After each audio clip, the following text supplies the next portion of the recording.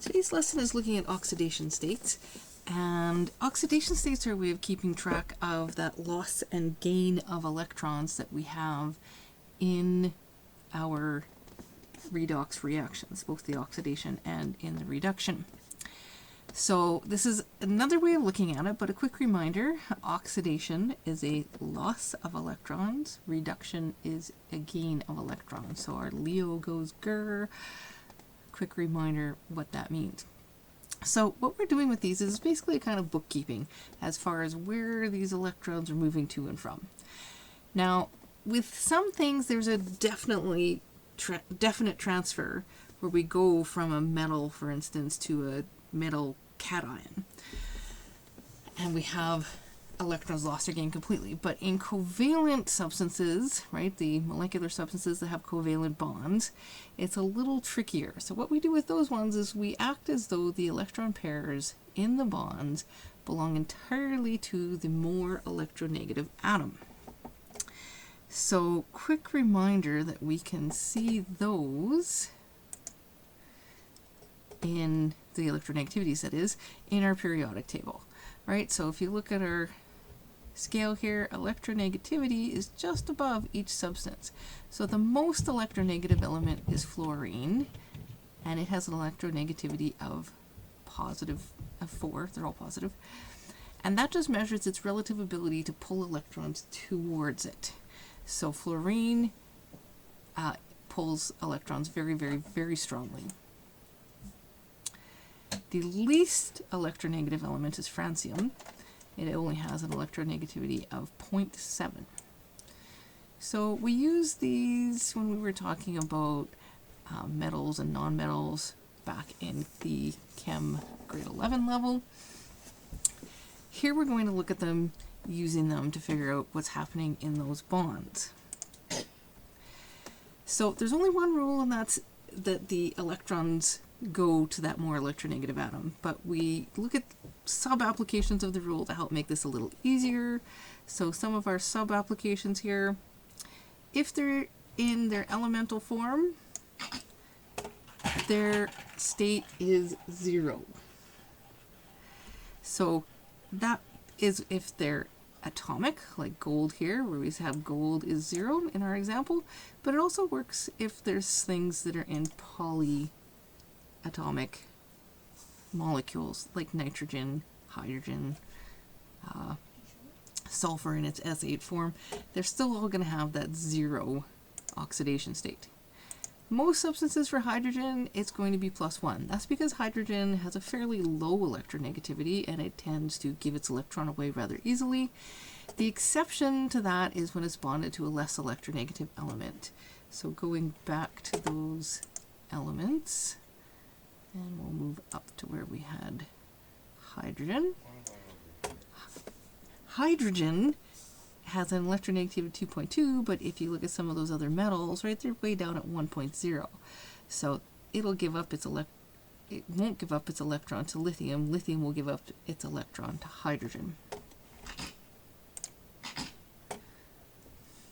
Oxygen in most substances is -2.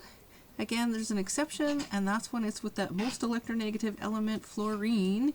It will be +2, and the other exception is when it's in a peroxide, which is a polyatomic ion, like in hydrogen peroxide. Then it's only going to be -1. And all monatomic ions are pretty easy. The charge on the ion is +1 if, the charge on the element is +1 if the charge on the ion is +1. So there's no exceptions to that one, so these ones without exceptions are kind of nice. The other thing to keep in mind is that overall, if we add up all the oxidation states for all the atoms in a substance, it adds up, if it's a compound, to 0, and if it's a polyatomic ion, it adds up to whatever the charge on the ion is. So we're going to go through a couple examples and look at these. So I started out with methane, and I drew the methane so we can see, oh, there's these shared electrons. Well, if we look at those subrules, we can see there's no subrule about carbon, but there is about hydrogen. It's usually +1, unless it's bonded to a less electronegative element. Well, we can go to that periodic table and check out the electronegativity of both carbon and hydrogen. So hydrogen is 2.2, carbon went a little too far, 2.6. So hydrogen is not as electronegative as carbon, so it will be +1.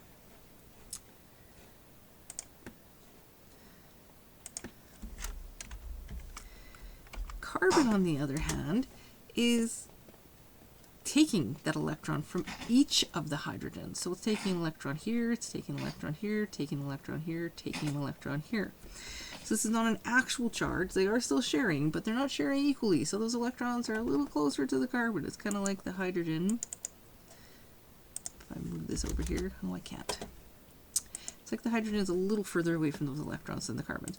So there's 4 bonds. Each place it's gaining 1, so it actually has a -4 oxidation state. That is not a -4 charge, right? Because this is a covalent bond, but it's a -4 oxidation state. Chromate, if we look again at our subcategories, we've got one element that fits into here. Oxygen is -2. Not one of our exceptions, so okay, oxygen's -2.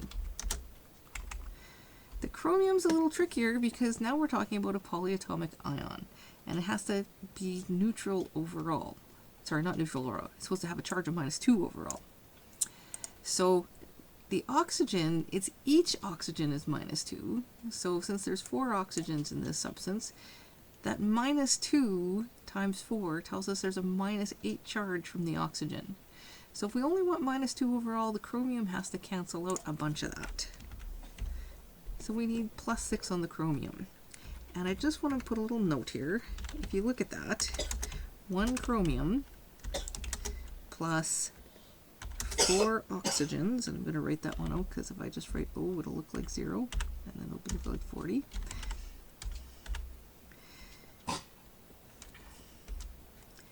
Is going to be equal to those charges. So that's +6 plus 4 of the oxygen charges gives me 6 minus 8, which is -2. So it does match up to that overall charge. So this is like a little check that we can do. Do our charges add up properly? Also notice that when we're talking about the oxidation state, it's each atom of that substance. It's not the overall charge if I add up all the atoms. Okay, so carbon dioxide, again, we've got oxygen, -2, it's not one of our exceptions. The carbon has to balance that out. This time it's neutral, right? This doesn't have a charge.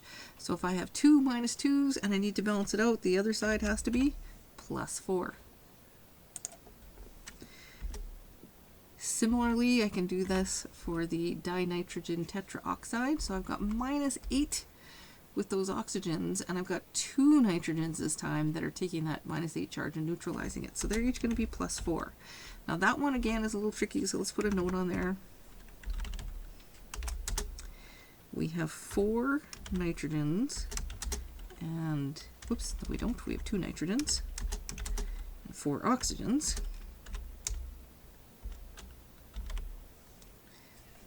My note's going to have to be over a little bit so it fits in here. Is going to be 2 times +4 and 4 times -2. So we get 8 minus 8. They cancel out. It's neutral. That doesn't quite fit. Let me take some commas away.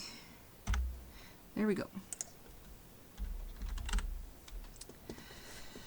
So it has to neutralize out. So this does take a little practice. Some of you are going to find, oh, I can figure out these numbers really easy. Some of you are going to find, whoa, where's that number coming from?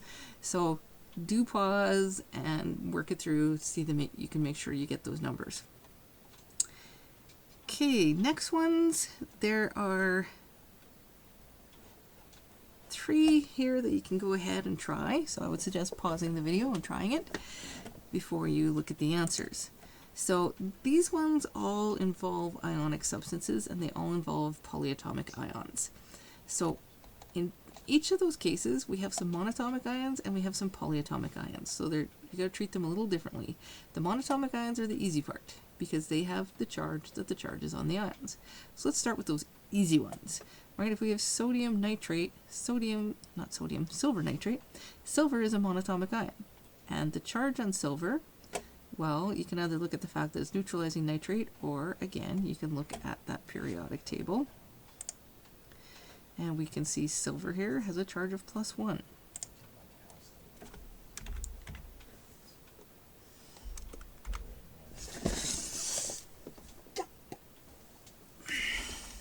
Oxygen still is not an exception. It's -2.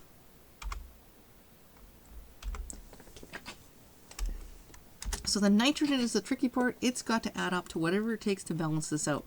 So sometimes people like making themselves an equation to figure that out. So they'll say 1 silver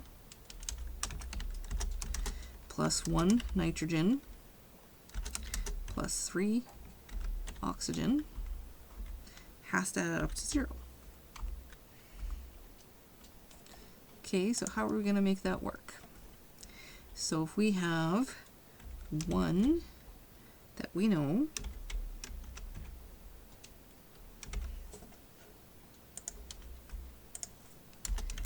and another one that we don't know, so we'll just leave it as a variable.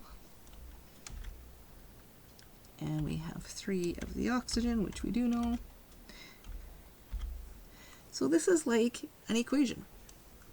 In fact, it's a linear equation, and you guys have all finished your Math 10, so you all know how to do a linear equation. We've got 1 plus 1n minus 6 equals 0. So if we want to get the n alone, we bring everything to the other side. So we're going to leave the 1n here. We're going to bring the 6 over, so it becomes +6. And we're going to bring the 1 over, so it becomes -1. So that tells us our n is 5. Now some of you probably went through and said, well, I have -6 from my oxygen, +1 from my silver. That gives me a total of -6. 5 would cancel that out. But some of you are going to be like, no, I need that algebra. Let's go through the algebra to figure that out. So do it whichever way works for you. Both get you to the same spot. And again, you can check it by adding. Does it all add up? If I have 1 silver plus 1 nitrogen, that's a total of 6. And then my oxygen's a total of -6. It cancels out. Likewise, on my iron here, it's a monatomic ion. Well, it's got 2 possible charges. Iron can be +2 or +3. If we look at our sulfate, it's -2, and it took 2 sulfates to cancel out 3 irons. That tells us our iron is +3. Huh. I swear I had a +3 in there, but I apparently don't. Our oxygen, again, not an exception, so it's -2. So the sulfur we've got to take to balance out. Now this one's especially tricky if you are trying to balance the whole thing, because you've got to remember we have 3 sulfurs, 12 oxygens, and 2 irons in this. So to get that to balance out, looking at the whole thing is a little tricky, but if we look just at the sulfate part of it, it's a little less tricky, because there's only 1 sulfur and 4 oxygens in the sulfate. So if we look at the sulfate and do a similar sort of equation, that's 1 sulfur plus 4 oxygen has to equal the charge on sulfate, and sulfate's -2. So that's a little easier. 1 sulfur plus 4 times -2 has to equal -2. So sulfur -8 equals -2. So the sulfur, when we bring the 8 over, we get -2 plus 8, so +6. So now we can go back and put that in there. Sulfur's +6. We can also double check with the more complex situation. So 2 irons was +6, because it's 3 times 2. We can take our sulfur, so that's 3 times our +6, so that's 18 plus the 6. It gives us a total of 24. The oxygen, well, there's 12 of them times minus 2, that's minus 24. So our positive 24 cancels out our minus 24. Sodium acetate, we also have that monatomic ion. The sodium is +1. The acetate's the tricky part. In fact, within that acetate, the carbon's the trickiest part. Because hydrogen, we've got a rule about, and there's no exception here. Oxygen, we have a rule about, and there's no exception here. Carbon, well, let's look at the actual structure of sodium acetate.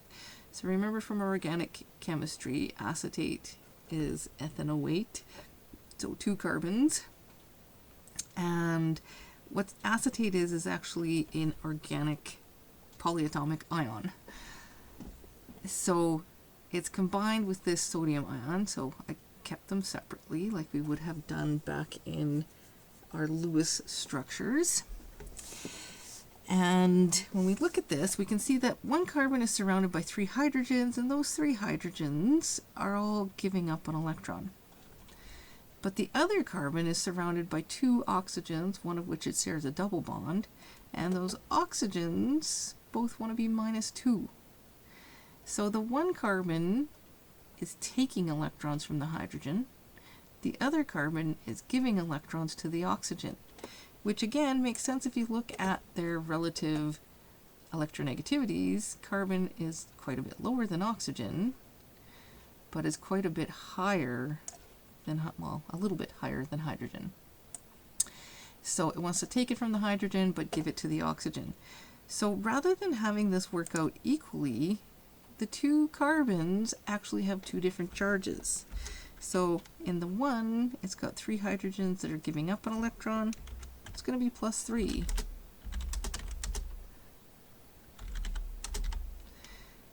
But on the other, where it's surrounded by the oxygen, every single one of those bonds, it's giving up an electron to the oxygen. So it's going to be -3 on the carbon with the oxygen. And in case you're wondering where that second oxygen that only has a single bond is getting its other electron from, it's getting it from the sodium. So there's many substances that can exist in multiple oxidation states. And the easiest one to see that with is those multivalent metals, right? Like iron that can be +2 and +3. But there's other types of multiple oxidation states, so I've included a bunch of videos that I will be posting the links to right here. 2 of these are actually demonstrations I would normally do in class, but since we're online and not in person, I can't do them for you, so I found some nice videos of what they look like.